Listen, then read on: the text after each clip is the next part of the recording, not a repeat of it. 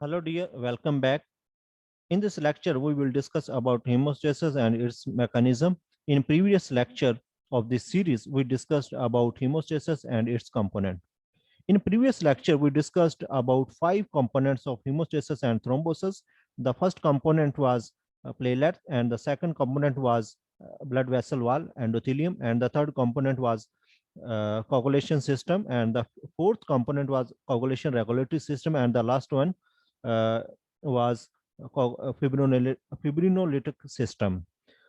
हमने जब उसके अंदर प्लेलेट को देखा तो प्लेलेट के हमने उसके अंदर हमने डिस्कस किया कि ये मेगाकैरियोसाइट जो होते हैं वो इनको प्रोड्यूस करते हैं और इसकी जो शेल्फ लाइफ होती है वो 8 to 10 डेज होती है। और जब हमने इसको लाइट माइक्रोस्कोप के अंदर देखा तो ये सर्कुलर थे, एन्यूक्लियर थे, रेडिश ग्रेन्यूल्स इसके अंदर मौजूद थे। और इसके अलावा जो जब हमने इसी समीयर को रोमन विस्की स्टेन समीयर को पेरिफेरल ब्लड समीयर को हमने इलेक्ट्रॉन माइक्रोस्कोप में देखा तो हमें 3 मेजर कंपोनेंट नजर आए। उसमें जो सबसे पहला कंपोनेंट था वो ग्लाइकोप्रोटीन रिसेप्टर था। There were 2 types of glycoprotein receptor, glycoprotein 2b3a and glycoprotein 1b9। ये दो उसके अंदर हमने रिसेप्टर डिस्कस किया। उसके बाद इसके अंदर जो ग्रेन्यूल्स होते हैं, alpha granules and dense bodies, हमने उनको डिस्कस किया। और थर्ड नंबर पे इसके अंदर कॉन्ट्रैक्टर साइटोस्केलेटन था जो प्लेटलेट की जो शेप होती है उसको वो मेंटेन करता था। और फिर हमने ये पहला कंपोनेंट था। सेकंड कंपोनेंट जो था वो था ब्लड वेसल वाल। ब्लड वेसल वाल की जो इनर लाइनिंग होती है वो एंडोथेलियम से बनी होती है। नॉर्मल कंडीशन के अंदर जब कोई भी इंजरी या ट्रॉमा नहीं होता उस वक्त ये एंडोथेलियम होती है, ये एज ए एंटी कोगुलेंट का काम करती है। ये क्लॉटिंग नहीं होने देती, कोगुलेशन को स्टॉप करती है, उसको लिमिटेड रखती है। तो वो किस तरह से करती है? इसके अंदर 3 एंटी थ्रोम्बोटिक सिस्टम मौजूद होते हैं, पाथवे मौजूद होते हैं, ये जिसके थ्रू जो है एंडोथेलियम जो होती है हमारे ब्लड वेसल की जो इनर लाइनिंग होती है उसके थ्रू ये उसको कोगुलेशन को कंट्रोल करती है। उसमें first one is antithrombin, उसमें एंटी थ्रोम्बन था। और second one is protein C and S था। और थर्ड वन इज इसके अंदर जो tissue factor inhibitor, pathway inhibitor थे, TFPI, ये उसको रिलीज करते हैं जो जाके जो कोगुलेशन, इन तीनों को हमने फिर आगे कोगुलेशन रेगुलेटरी सिस्टम के अंदर डिस्कस किया था। ये तो नॉर्मल कंडीशन का, जब कोई इंजरी या ट्रॉमा होता था उस वक्त क्या होता था कि यही एंटी थ्रोम्बोटिक सिस्टम जो था ये प्रो कोगुलेंट का रोल प्ले करता है कि ये कोगुलेशन को प्रोवोक करता है, उसको इन्हांस करता है, और ताकि क्लॉट फॉर्मेशन हो और ब्लड जो लॉस है उसको स्टॉप किया जा सके। और वैजो कंस्ट्रक्शन भी इसी ब्लड वेसल वाल की वजह से होती थी। उसमें क्या होता था कि जो ब्लड वेसल वाल के अंदर जो एंडोथेलियम था उसको जब रप्चर होती थी तो वो एंडोथेलियम रिलीज करता था जो जाके वैजो कंस्ट्रक्शन को लीड करता था। ये तो सेकंड कंपोनेंट था। जो थर्ड कंपोनेंट था उसके अंदर हमने कोगुलेशन सिस्टम को डिस्कस किया। क्लॉटिंग फैक्टर और कोगुलेशन फैक्टर बेस वो जो है हमारी ब्लड सर्कुलेशन के अंदर मौजूद होते हैं, लेकिन वो इनएक्टिव फॉर्म के अंदर होते हैं। जैसे ही कोई एक्सपोजर मिलता है, चाहे वो एक्सोजीनस ट्रिगर हो या टिश्यू फैक्टर्स हो या कोई भी थ्रोम्बोजेनिक जो सरफेस जो वो एक्सपोज हो, फैक्टर जो 12 है या हैगमैन फैक्टर जो है उसको एक्सपोज हो, तो उस वक्त क्या होता है कि ये जो क्लॉटिंग फैक्टर होते हैं ये इनिशिएट हो जाते हैं, ये एक्टिवेट हो जाते हैं। तो वो एक्टिवेट कैसे होते थे उसके हमने 3 पाथवे पढ़े थे, एक्सट्रिंसिक, इंट्रिंसिक और कॉमन पाथवे। एक्सट्रिंसिक और इंट्रिंसिक दोनों पाथवे जो है लीड करते हैं। दोनों पाथवे जो है जब ये एक्टिवेट होते हैं तो जाके कॉमन पाथवे को एक्टिवेट करते हैं। कॉमन पाथवे को जब वो एक्टिवेट करते हैं तो उसके अंदर जो था जो लास्ट फैक्टर वो फैक्टर 2 एक्टिवेट होता था कॉमन पाथवे में। और जब वो फैक्टर 2 एक्टिवेट होता था तो वो जाके क्या करता था, प्रोथ्रोम्बन को थ्रोम्बन के अंदर कन्वर्ट कर देता था। वही थ्रोम्बन होती थी जो जाकर फिब्रिनोजेन को, जो हमारी ब्लड सर्कुलेशन के अंदर इनएक्टिवेटेड फॉर्म के अंदर मूव कर रही होती है, उसको कन्वर्ट कर देता था फिब्रिन की फॉर्म के अंदर। फिब्रिन बेसिकली जाके एक मैश नेटवर्क बना लेती है और जिसकी वजह से क्लॉट फॉर्मेशन होती थी। तो ये तो इसके अंदर जो एक्सट्रिंसिक पाथवे था इसके अंदर फैक्टर 7 एक्टिवेट होता है, और जो इंट्रिंसिक पाथवे है इसके अंदर 8, 9, 11, 12 और इसके अलावा प्री कैलिक्रीन और इसके अलावा high molecular weight potassium involve होता है। अगर हम कॉमन पाथवे की बात करें इसके अंदर फैक्टर 2, 5, 10 प्रोथ्रोम्बन और फिब्रिनोजेन जो है ये इसके अंदर इन्वॉल्व होते हैं। तो उसके बाद हमने जो फोर्थ जो कंपोनेंट पढ़ा था वो पढ़ा था हमने कोगुलेशन रेगुलेटरी सिस्टम, कि अब ये जो सारी कोगुलेशन जो हो रही है, अगर तो इसको कौन सा सिस्टम है हमारी बॉडी का जो इसको कंट्रोल करता है। तो इसके अंदर हमने जिस तरह एंडोथेलियम सेल के अंदर, ब्लड वेसल वाल के अंदर, एंडोथेलियम के अंदर हमने डिस्कस किया था कि थ्री एंटी थ्रोम्बोटिक सिस्टम होते हैं जिसके थ्रू जो है जो कोगुलेशन है उसको कंट्रोल किया जाता है नॉर्मल कंडीशन के अंदर। तो वो बेसिकली सबसे पहले एंटी थ्रोम्बन था। ये भी हमने प्रीवियस लेक्चर के अंदर इसको डिस्कस किया। तो सबसे जो इंपॉर्टेंट एंटी थ्रोम्बन है वो एंटी थ्रोम्बन 3 था। ये जो एंटी थ्रोम्बन 3 है ये जाता है जो कोगुलेशन सिस्टम के अंदर जो थ्रोम्बन प्रोड्यूस होती है और वो ब्लड सर्कुलेशन में आती है, ये उसको, और इसके अलावा फैक्टर 9, 10, 11 और 12 जो एक्टिवेटेड फॉर्म के अंदर होते हैं उनको जाके उनके साथ ये अटैच हो जाता है और उसकी जो एक्टिविटी होती है उसको इनहिबिट कर देता है। और सेकंड नंबर पे जो प्रोटीन सी और एस है, इसके अंदर क्या होता था हमने इसको भी डिस्कस किया इन डिटेल कि इसमें जो ब्लड वेसल वाल जो होती है, हमारी ब्लड वेसल की जो इनर लाइनिंग होती है वो उसके अंदर एंडोथेलियम मौजूद होता है। एंडोथेलियम के पास जो है थ्रोम्बोमोडुलिन मौजूद होते हैं। थ्रोम्बोमोडुलिन के साथ जब आके थ्रोम्बन अटैच होता तो ये प्रोटीन सी को एक्टिवेट कर देते थे। वो जो प्रोटीन सी थी वो जाती थी जाकर प्रोटीन एस के साथ कॉम्प्लेक्स बना लेती थी। ये प्रोटीन सी और प्रोटीन एस जो दोनों का जो कॉम्प्लेक्स बनता था ये जाकर जो हमारे फैक्टर जो 10 थे और इसके अलावा फैक्टर 8 जो थे उसको जाके ये इनएक्टिवेट कर देते थे। तो इसी तरह जो third one tissue factor pathway inhibitor था कोगुलेशन रेगुलेटरी पाथवे के अंदर। अब ये क्या करता था, ये जो फैक्टर 7 जो एक्सट्रिंसिक पाथवे के अंदर जो टिश्यू फैक्टर रिलीज होता था वो जाकर जो फैक्टर 7 था उसके एक्टिवेट कर देता था और उसके साथ ये अपना कॉम्प्लेक्स बना लेता है। अब जो टिश्यू फैक्टर पाथवे इनहिबिटर है ये एंडोथेलियम सेल जो होते हैं वो रिलीज करते हैं, ये जाकर कॉम्प्लेक्स जो होता है tissue factor plus factor 7 activated का उसके साथ ये बाइंड कर जाता है और उसको इनएक्टिवेट कर देता है जिसकी वजह से जो एक्सट्रिंसिक पाथवे वो एक्टिवेट नहीं होता। तो इस तरह करके जो कोगुलेशन जो रेगुलेटरी सिस्टम है जो कोगुलेशन हो रही होती है उसको स्टॉप किया जाता है। और जो लास्ट वन जो हमने डिस्कस किया था वो था फिब्रिनोलिटिक सिस्टम। फिब्रिनोलिटिक सिस्टम के अंदर क्या होता था कि हमारी इसके अंदर भी एंडोथेलियम इन्वॉल्व होते हैं। एंडोथेलियम जो फिब्रिनोलिटिक सिस्टम को लीड करते हैं कि वो एंडोथेलियम सेल क्या होते हैं वो जो प्लाज्मिनोजिन जो एक्टिवेटर है वो रिलीज करते हैं। और सबसे इंपॉर्टेंट जो है वो टिश्यू प्लाज्मिनोजिन एक्टिवेटर है टीपीए, इसको रिलीज करते हैं। और इसके अलावा यूरोकाइनेज होते हैं वो भी प्लाज्मिनोजिन एक्टिवेटर का रोल प्ले करते हैं, ये भी रिलीज करते हैं। अब ये जो प्लाज्मिनोजिन एक्टिवेटर होते हैं ये जाते हैं जो हमारी ब्लड सर्कुलेशन के अंदर प्लाज्मिनोजिन नॉर्मल मूव कर रहे होते हैं उसको एक्टिवेट कर देते हैं और उसको एक्टिवेट करने के बाद उसको कन्वर्ट कर देते हैं प्लाज्मिन के अंदर। अब ये जो प्लाज्मिन है अब ये दो काम करेगी। एक तो प्लाज्मिन जाएगी जो क्लॉट फॉर्मेशन हुई है उसके अंदर जो फिब्रिन मौजूद है उसकी ब्रेकडाउन कर देगी स्मॉल फ्रेगमेंट्स के अंदर, पार्टिकल्स के अंदर, एक्स वाई जेड और डी डी जो पार्टिकल्स हैं और इसको डी डाइमर भी बोलते हैं। और इसको हम टेस्ट भी करते हैं डिसएमिनेटेड इंट्रावास्कुलर जो डिजीज होती है कोगुलेशन डिजीज होती है उसके अंदर हम इसको टेस्ट भी करते हैं। एक तो उस फिब्रिन की जो ब्रेकडाउन कर देगा और इस सेकंड नंबर पे कुछ जो हमारे जो प्लाज्मिन है वो फ्री फॉर्म के अंदर ब्लड सर्कुलेशन के अंदर चले जाते हैं। अब उनके लिए हमारी बॉडी के अंदर क्या मैकेनिज्म होता है कि हमारी बॉडी की ब्लड सर्कुलेशन के अंदर अल्फा 2 प्लाज्मिन होते हैं। वो अल्फा 2 प्लाज्मिन जो है प्लाज्मिन जो फ्री फॉर्म के अंदर होती है उसके साथ ये बाइंड कर जाते हैं और उसको इनएक्टिवेट कर देते हैं। और इस तरह से अब जो एंडोथेलियम सेल ने शुरू के अंदर जो टिश्यू फैक्टर जो है पाथवे जो इनिशिएटिव जो है वो रिलीज किए थे, प्लाज्मिनोजन एक्टिवेटर जो रिलीज किए थे उनको कंट्रोल करने के लिए जो है ये प्लाज्मिनोजन एक्टिवेटर इनहिबिटर रिलीज करती है। ये भी एंडोथेलियल सेल ही करता है और वो रिलीज होते हैं तो फिर क्या होता है कि जो प्लाज्मिनोजेन से प्लाज्मिन बन रही होती है वो बनना बंद हो जाती है। तो ये बेसिकली जो फिब्रिनोलिटिक सिस्टम था इसको हमने पढ़ा। तो ये वो 5 कंपोनेंट्स है जो हमने इन डिटेल लास्ट लेक्चर के अंदर डिस्कस किए। अब हम डिस्कस करने जा रहे हैं कि हीमोस्टेसिस का जो नॉर्मल मैकेनिज्म है वो क्या है। hemostasis as we discussed in the last lecture that hemostasis is a state in which the blood remain in liquid state and circulate in our blood vessels।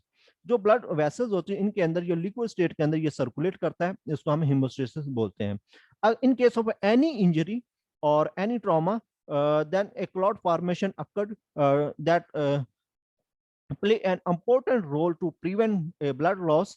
जो ब्लड लॉस होता है उससे ये prevent करती है और उसके अंदर ये हेल्प आउट करती है। तो ये बेसिकली क्या है, हीमोस्टेसिस। जो अबनॉर्मल या pathological condition in which blood clot formed is formed inside the circulation। अब थ्रोम्बोसिस के अंदर होता है कि जो ब्लड सर्कुलेशन होती है या ब्लड वेसल होती है, इसके अंदर क्लॉट्स बनना शुरू हो जाते हैं, और ये फिर आगे जो पैथोलॉजिकल कंडीशन है या सीरियस जो कॉन्सिक्वेंस है उनको काउंटर करती है। अब हम सबसे पहले जो नॉर्मल हीमोस्टेसिस है इसके बारे में डिस्कस करेंगे। जो नॉर्मल हीमोस्टेसिस है, जिस तरह हमने पहले भी डिस्कस किया कि इसके अंदर होता है कि जैसे ही ब्लड वेसल में या कहीं भी कोई इंजरी होती है, तो सबसे पहले क्या होता है कि जो ब्लड वेसल वाल की जो इनर लाइनिंग होती है वो बहुत स्मूथ होती है, नॉन थ्रोम्बोजेनिक होती है, नॉन थ्रोम्बोजेनिक एंडोथेलियम सेल्स की बनी होती है। अब वो क्या करती है कि वो एंडोथेलियन रिलीज करती है, वो एंडोथेलियन जाके क्या करता है, वेजो कंस्ट्रिक्शन करता है। और सेकंड नंबर पे इसके अंदर क्या होता है कि जो एंडोथेलियम की जो नॉन थ्रोम्बोजेनिक जो एंडोथेलियम है वो एक्सपोज हो जाती है, और जो थ्रोम्बोजेनिक सब एंडोथेलियल एक्स्ट्रा सेलुलर मैट्रिक्स जो है वो एक्सपोज हो जाती है, जिसकी वजह से क्या होता है कि वहां पे जो कोलाजन जो मौजूद होती है उसके साथ वन विलिब्रेंट फैक्टर आके अटैच हो जाते हैं, और जब वन विलिब्रेंट फैक्टर आके अटैच होता है तो उससे आगे प्लेलेट एडहियन, प्लेलेट और उसका प्लेलेट सक्रीशन और प्लेलेट एग्रीगेशन स्टार्ट हो जाती है। हम इसको सारे इन डिटेल देखेंगे, और इससे क्या कर इनिशिएटिंग द प्लेलेट इवेंट्स, ये प्लेलेट इवेंट को स्टार्ट कर देती है। Normal haemostasis are divided into two events. First event is primary hemostatic plug and the second is secondary hemostatic plug. In primary hemostatic plug, the first event is platelet adhesion and shape change, and the second event is platelet secretion, and the third one is platelet aggregation. अब ये जो जितने भी step हैं, अब हम इन events को one by one करके डिस्कस करेंगे। सबसे पहले हम चलते हैं प्राइमरी हीमोस्टेटिक प्लग की तरफ। प्राइमरी हीमोस्टेटिक प्लग के अंदर क्या होता है कि जो प्लेलेट एग्रीगेशन तक के जितने भी स्टेप हैं वो सारे के सारे किसमें आते हैं, प्लेलेट हीमोस्टेटिक प्लग के अंदर, प्राइमरी हीमोस्टेटिक प्लग के अंदर आते हैं। और इसमें क्या होता है, सबसे पहले प्लेलेट एडिशन और शेप चेंज होती है। अब इसके अंदर आपने जहन में रखना है कि जैसे ही ब्लड वेसल की कोई इंजरी हुई और उससे क्या हुआ कि जो सब एंडोथीलियल एक्स्ट्रा सेलुलर मैट्रिक्स जो मेम्ब्रेन थी वो एक्सपोज हुई। जब वो एक्सपोज हुई तो वहां पे आके क्या हुआ कि जो वन विलिब्रेंट फैक्टर होते हैं वो आके अटैच हो जाते हैं। अब ये जो वन विलिब्रेंट फैक्टर है ये एक तो एंडोथीलियल रिलीज कर रही होती है, और दूसरे नंबर पे जो प्लेलेट होते हैं ये भी रिलीज करते हैं, इनके अंदर भी ये मौजूद होते हैं। अब वहां पे वन विलिब्रेंट फैक्टर जब आके अटैच होते हैं, तो अब जो प्लेलेट ब्लड सर्कुलेशन के अंदर मूव कर रहे होते हैं, उनके जो एक रिसेप्टर होता है ग्लाइकोप्रोटीन 1b9। ये जो ग्लाइकोप्रोटीन 1b9 ये स्पेसिफिक होता है फॉर वन विलिब्रेंट फैक्टर, कि इस रिसेप्टर के थ्रू प्लेलेट आके वन विलिब्रेंट फैक्टर से अटैच हो जाते हैं। That is called platelet adhesion. यही प्लेलेट एडिशन है कि जो एक्सपोज मेम्ब्रेन है, कोलाजन मेम्ब्रेन है, सब एंडोथेलियल जो एक्स्ट्रा सेलुलर मैट्रिक्स मेम्ब्रेन है थ्रोम्बोजेनिक, और उसके साथ आके ये अटैच होते हैं, और जब अटैच होते हैं तो उसके साथ आके प्लेलेट ग्लाइकोप्रोटीन 1b9 रिसेप्टर के थ्रू आके अटैच हो जाते हैं। और उसके अलावा जब अटैच होते हैं तो प्लेलेट जो है अपनी शेप को चेंज कर लेते हैं और इसका सरफेस एरिया वो इंक्रीज कर जाता है। अब सेकंड स्टेप के अंदर क्या होता है कि जब प्लेलेट आके वन विलिब्रेंट फैक्टर के साथ अटैच हो जाते हैं जो थ्रोम्बोजेनिक सरफेस के ऊपर, तो प्लेलेट जो है वो सक्रीशन जो है प्लेलेट के अंदर जो ग्रेन्यूल्स होते हैं वो सक्रीशन करना शुरू कर देते हैं। उसके अंदर जो प्रो एग्रीगेटरी सब्सटेंस होते हैं वो रिलीज होना स्टार्ट हो जाते हैं। उसके अंदर आप एडीपी आ जाता है, सेरोटोनिन आ जाता है, फिब्रिनोजन आ जाता है, वन विलिब्रेंट फैक्टर आ जाता है, और इसके अलावा कैल्शियम आ जाता है। जो calcium is also release and is required for the coagulation, ये भी कोगुलेशन के लिए चाहिए होता है। अब इसमें अगर आप डायग्राम आपको राइट साइड पे अगर आप नजर आ रही हो, इसके अंदर सबसे पहले क्या होता है कि ये सब endothelial thrombogenic extra cellular membrane है, और इसके ऊपर जो है अब ये एंडोथेलियल सेल है। यहाँ पे एंडोथेलियल सेल नहीं है, वो डिसअपियर है, वो यहाँ से रप्चर हो गया। अब क्या हुआ, ये मेम्ब्रेन एक्सपोज हो गई। जब मेम्ब्रेन एक्सपोज हुई तो इसके ऊपर आके वन विलिब्रेंट फैक्टर आके अटैच हो गई। ये रेड कलर के जो नजर आ रही है ये वन विलिब्रेंट फैक्टर है। जब ये अटैच हुए तो उसके ऊपर ग्लाइकोप्रोटीन 1b9 के जरिए जो हमारे प्लेलेट थे ब्लड सर्कुलेशन के अंदर मूव कर रहे थे वो आके अटैच हो गए। इस तरह that is called platelet adhesion. In second step you can see that जो प्लेलेट एडिशन हुई इसके पास जो ग्रेन्यूल्स है, अल्फा ग्रेन्यूल्स और डेंस ग्रेन्यूल्स, इन्होंने सक्रीशन स्टार्ट कर दी। That is called platelet secretion. अब जो थर्ड है वो है प्लेलेट एग्रीगेशन। प्लेलेट एग्रीगेशन क्या होता है कि जो एक प्लेलेट के साथ दूसरा प्लेलेट, तीसरा प्लेलेट, और इस तरह करके ये पूरे का पूरा एक एग्रीगेट बना देते हैं। अब प्लेटलेट के पास दो तरह के रिसेप्टर होते हैं। प्लेटलेट के पास दो तरह के रिसेप्टर होते हैं। First one is glycoprotein 1b9, by which platelet attach with von Willebrand factor. Von Willebrand factor is present over the surface of the collagen or thrombogenic surface. On the second receptor, glycoprotein 2b3a, ये जो glycoprotein 2b3a है, इसके जरिए platelet to platelet attachment होती है, और glycoprotein 1b9 के through जो है platelet to von Willebrand factor attachment होती है। जिस तरह ये डायग्राम के अंदर आप देख सकते हैं कि ये प्लेटलेट एडिशन हुई, और ठीक है, उसके बाद प्लेटलेट ने सक्रीशन की। जो सक्रीशन थी उसकी वजह से क्या हुआ कि जो फर्दर ब्लड सर्कुलेशन के अंदर प्लेटलेट मूव कर रहे थे वो अट्रैक्ट हुए जो ऑलरेडी जो हमारी जो थ्रोम्बोजेनिक सरफेस की तरफ, और वहां पे जो प्लेटलेट ऑलरेडी अटैच थे उनके साथ उन्होंने फर्दर अटैचमेंट स्टार्ट कर दी। इस तरह करके प्लेटलेट का पूरा एक एग्रीगेट बन जाता है। अब यहां तक के जितने भी ये तीनों स्टेप हैं ये सारे के सारे प्लेटलेट एग्रीगेशन के अंदर आते हैं। और जो अब इसमें एक फुली डायग्राम दिखाई है प्लेटलेट एडिशन के अंदर किस तरह इन डिटेल हमने इसको डिस्कस किया, और उसके बाद प्लेटलेट सेक्रीशन है, ये ग्रैन्यूल्स और अल्फा डेंस बॉडीज जो है ये रिलीज हुए, और उसके बाद हमने देखा कि जो ग्लाइकोप्रोटीन 2b3a के थ्रू जो प्लेटलेट टू प्लेटलेट अटैचमेंट हो जिसकी वजह से एग्रीगेट बना, और ये सारी की सारी यहाँ तक के जितने भी स्टेप है ये सारे के सारे प्राइमरी हीमोस्टेटिक प्लग के अंदर आते हैं। अब जो सेकेंडरी हीमोस्टेटिक प्लग है इसके अंदर क्या होता है कि एक तरफ तो हमारी जो सरफेस ही वो एक्सपोज हुई, वहां पे आके वॉन विलियमसन फैक्टर अटैच हुए, जब वो अटैच हुए तो उसके साथ जो है आके प्लेटलेट अटैच हुए ग्लाइकोप्रोटीन 1b9 के थ्रू, जब वो अटैच हुए प्लेटलेट एडिशन हुई, तो उसने प्लेटलेट जो अटैच होने के बाद उन्होंने सक्रीशन की, उन्होंने डिफरेंट जो एग्रीगेटरी प्रो एग्रीगेटरी जो सब्सटेंस है वो रिलीज किए, वो एटीपी थे, वो सेरोटोनिन थे, और वॉन विलियमसन फैक्टर थे, वो रिलीज किए। जब वो रिलीज किए गए तो फर्दर प्लेटलेट अट्रैक्ट हुए उनकी तरफ, जब वो अट्रैक्ट हुए तो उन्होंने जो ऑलरेडी प्लेटलेट अटैच थे वॉन विलियमसन फैक्टर के साथ उनके साथ अटैचमेंट कर ली ग्लाइकोप्रोटीन 2b3a के थ्रू। इस रिसेप्टर के थ्रू उन्होंने अपनी अटैचमेंट की प्लेटलेट टू प्लेटलेट, और एक एग्रीगेट बन गया। एक तरफ तो ये हुआ, दूसरी तरफ क्या हुआ कि वो एंडोथेलियल सेल जो रप्चर हुए थे उन्होंने टिश्यू फैक्टर रिलीज किए।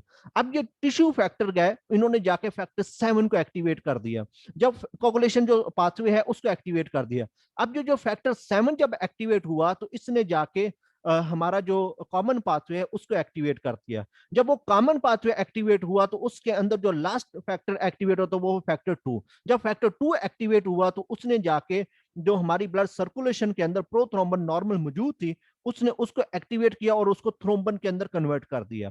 जब वो तो थ्रोम्बन बनी तो उस थ्रोम्बन ने जाके जो फिब्रिनोजन थी उसको फिब्रिन के अंदर कन्वर्ट किया। वो जो फिब्रिन है वो बेसिकली यहाँ पे आती है और आके एक मैश नेटवर्क बना लेती है। अब ये जो सेकंड जो है formation of fibrin mesh network formation that is called secondary haemostasis.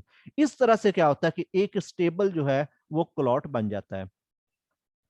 अब इसमें वही है exposure of tissue factor release होते हैं, वो जाके क्या करते हैं कोगुलेशन सिस्टम को एक्टिवेट कर देते हैं, जिससे क्या होता है जो फिब्रिनोजन है वो फिब्रिन के अंदर कन्वर्ट हो जाती है, वो जाके creating a fibrin meshwork at a injured site, जो जहां पे इंजरी होती है वहां पे जाके ये एक मैश नेटवर्क बना लेते हैं।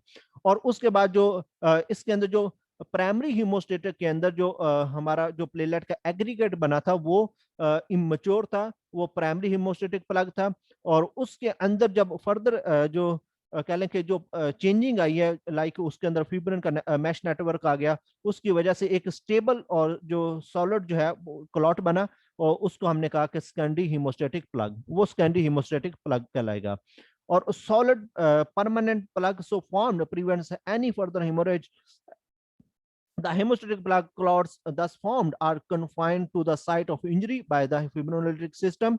अच्छा, अब जो है जब वो क्लॉट बन जाएगा, एक स्टेबल परमानेंट क्लॉट बन जाएगा, सॉलिड क्लॉट बन जाएगा, तो उसके बाद क्या होगा जब ब्लड लॉस स्टॉप हो जाएगा तो हमारी बॉडी के अंदर जिस तरह फिब्रिनोलिटिक सिस्टम है, एंडोथेलियल सेल जो है वो टिश्यू फैक्टर जिस तरह हमने इसको इन डिटेल डिस्कस किया था प्रीवियस लेक्चर के अंदर फिब्रिनोलिटिक सिस्टम के अंदर, कि जो प्लाज्मिनोजिन है वो प्लाज्मिन के अंदर कन्वर्ट होगी, वो प्लाज्मिन जाके जो फिब्रिन का मैश नेटवर्क है उसको ब्रेक डाउन कर देगी, उसको फ्रेगमेंट्स के अंदर कन्वर्ट कर देगी।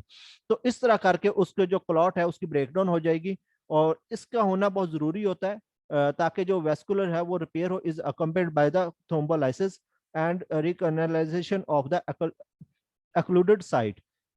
अगर तो hemostatic सिस्टम फेल हो जाए to restore the integrity of an injured vessel cause bleeding, अगर तो हीमोस्टेसिस ना हो यानी कि क्लॉट फॉर्मेशन ना हो, तो फिर क्या होगा कि जो ब्लड लॉस है या ब्लीडिंग है वो इनिशिएट हो जाएगी, और जिसके उसके जो कॉन्सिक्वेंस है वो सीवियर किस्म के हो सकते हैं।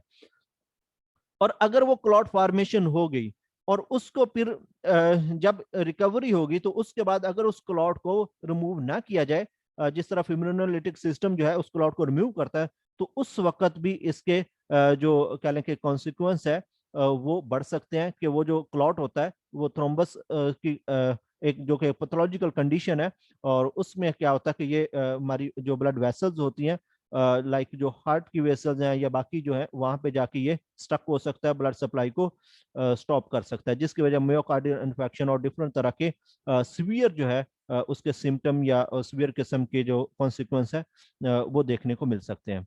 तो ये बेसिकली जो नॉर्मल जो हीमोस्टेसिस है वो किस तरह से होती है, वो दो हिस्सों में डिवाइड किया गया, primary haemostasis, secondary haemostasis. Primary haemostasis के अंदर हमने डिस्कस किया हमारा जो प्लेलेट एडिशन, और उसके बाद platelet secretion, and the third one is platelet aggregation. और उसके बाद हमने सेकेंडरी हीमोस्टेसिस जो प्लग है उसके बारे में डिस्कस किया। इसके अंदर क्या होता है कि जो फिब्रिन है वो आके एक मैश नेटवर्क बनाती है, जिसकी वजह से परमानेंट सॉलिड जो है प्लग बन जाता है, और जो ब्लड जो लॉस हो रहा था उसको वो स्टॉप कर देता है।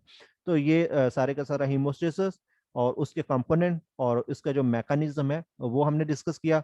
अब थर्ड लेक्चर के अंदर हम डिसऑर्डर ऑफ कोगुलेशन या कोगुलेशन डिसऑर्डर जो है वो हम डिस्कस करेंगे। Thank you very much for watching this video. Good bye.